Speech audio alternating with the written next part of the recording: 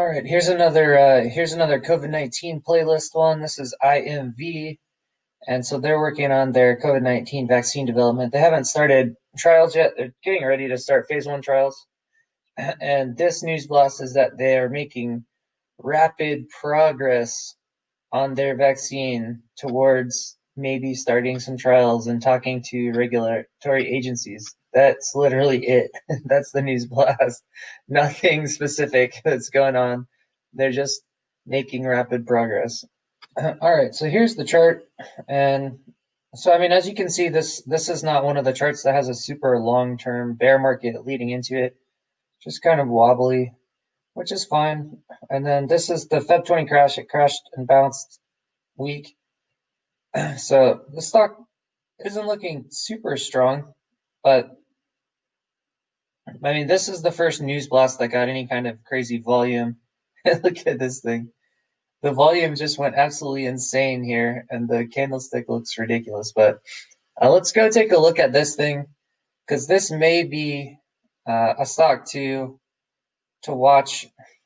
This is nutty. That's a huge. I mean, that's a huge jump. Jump from 2 to almost 7. Let's see what this thing looks like.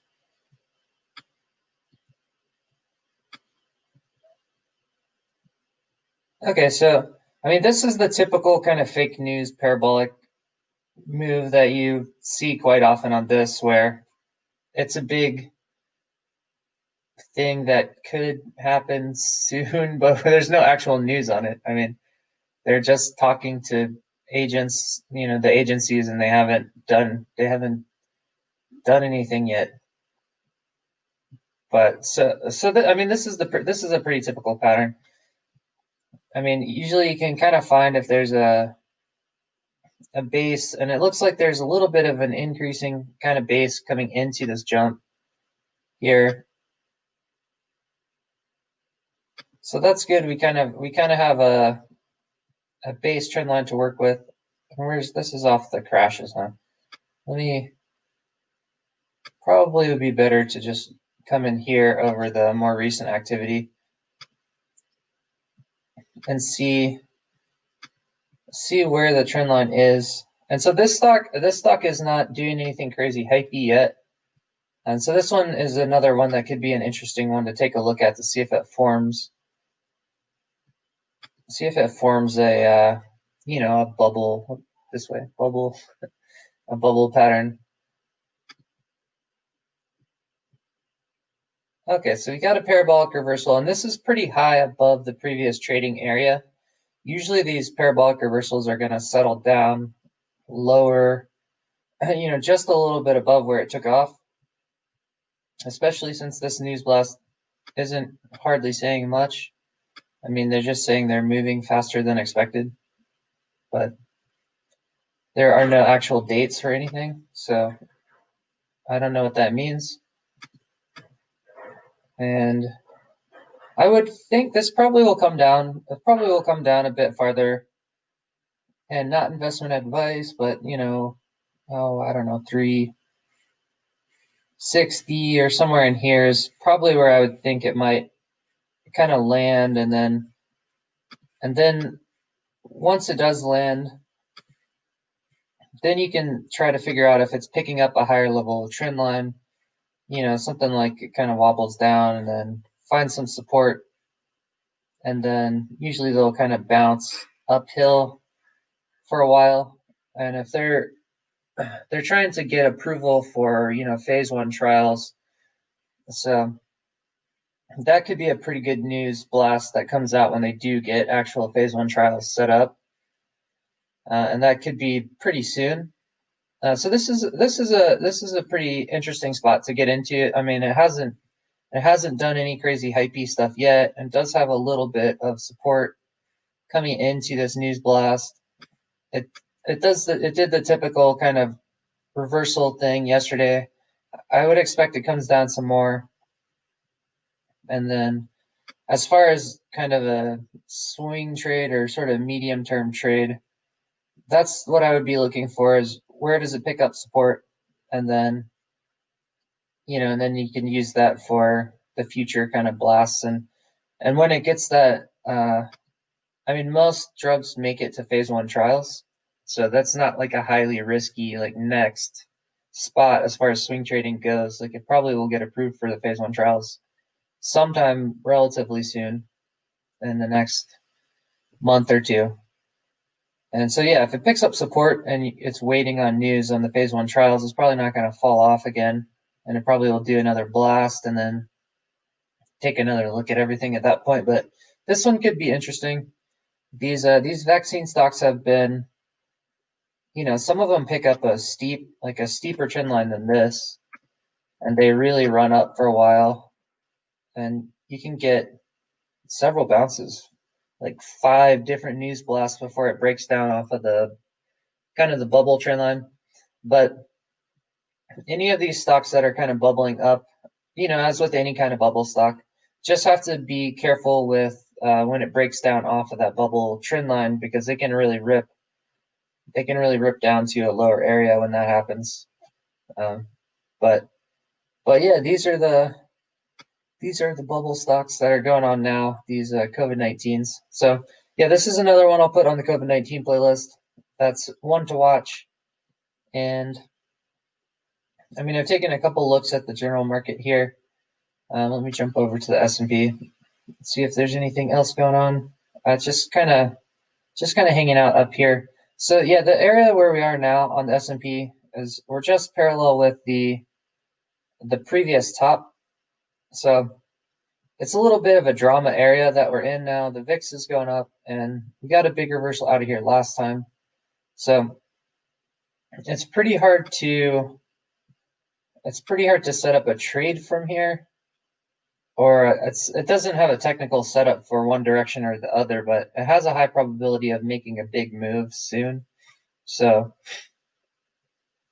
just careful in this zone for the bulls or the bears. And I just have these longer term trend lines circled because those are pretty obvious. Like next targets, if it does make a bull or a bear move, like that's the target that it would be aiming for.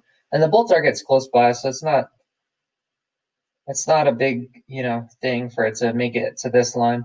But if it does get to this line, that's where it did a big reversal last time, was underneath this line. So that's a dangerous spot for the bulls, to be underneath this line. That I don't think a lot of people have this kind of a line on their chart, but this is a 2-year line that comes off the bottom of the 2018 crash that supported the market from there, but it's held the market down since this Feb 20 crash this year. And so this is I mean, other than just like a little swing trade up to this line, I don't see a good area to be bullish until we get out of here. Like being underneath this line is pretty dangerous, and being above there kind of opens it up for a huge move way up to this outer volatility zone. So that's kind of a look for the bulls, is just be kind of careful and not too excited here, I would say, until we get past the support line. And then on the bearish side, if it does decide to break down, there's very little in the way of resistance through this whole area, and bearish moves can be pretty quick, 1 or 2 days, and I mean it can rip down below 3,000 in 1 or 2 days, if it starts to make a bearish move. But as for now, we're just kind of chopping around still. I mean, we switched from chopping around inside of this zone to chopping around along the upper edge line of this zone, which is kind of weird, I guess. But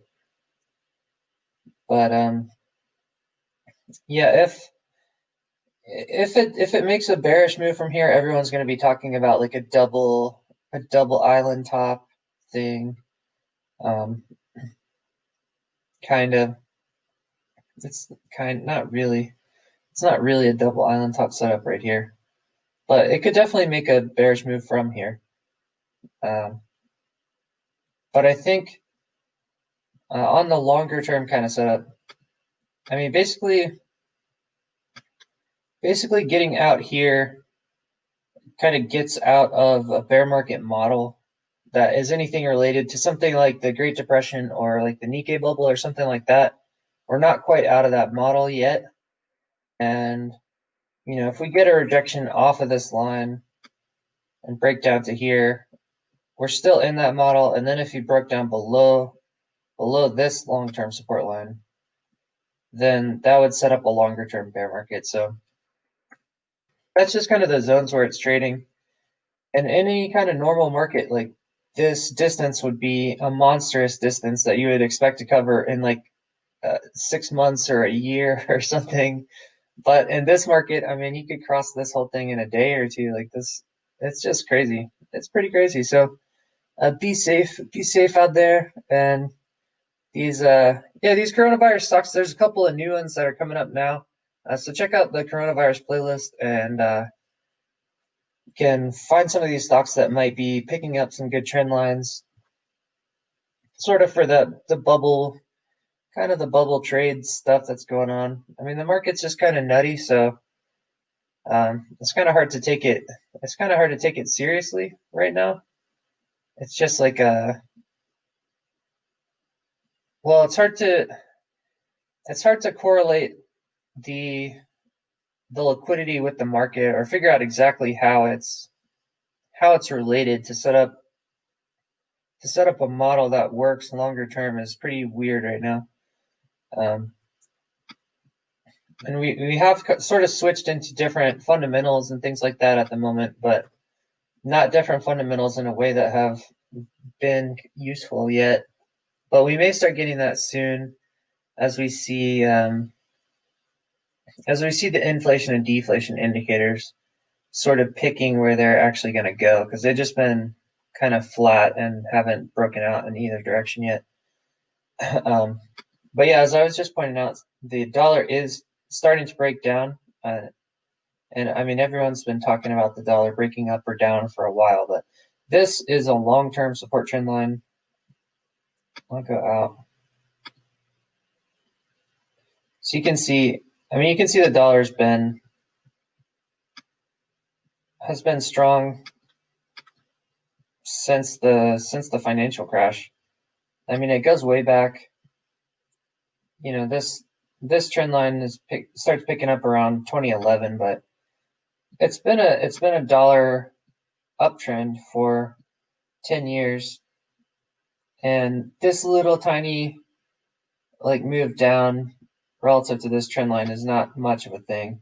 I mean, this trend line's not hard set right there, but if it starts getting down below 94, somewhere down here, I think that's a dangerous area for the dollar where it could really break down. But it's not quite there yet, so just keep an eye on this dollar situation and on the bonds that look like they're getting weak. But those are sort of opposite signals. Like the dollar should be getting weak. The interest rates should be going up as the dollar gets weak. But right now, it looks like the bonds are breaking down, and it looks like the dollar's breaking down. So I doubt that they both happen.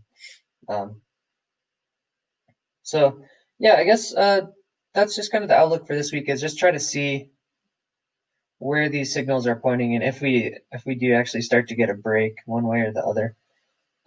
Right now, we're just kind of in the middle of some areas on the liquidity and kind of the inflation fundamental things. But that's the look for now, and happy trading, and cheers.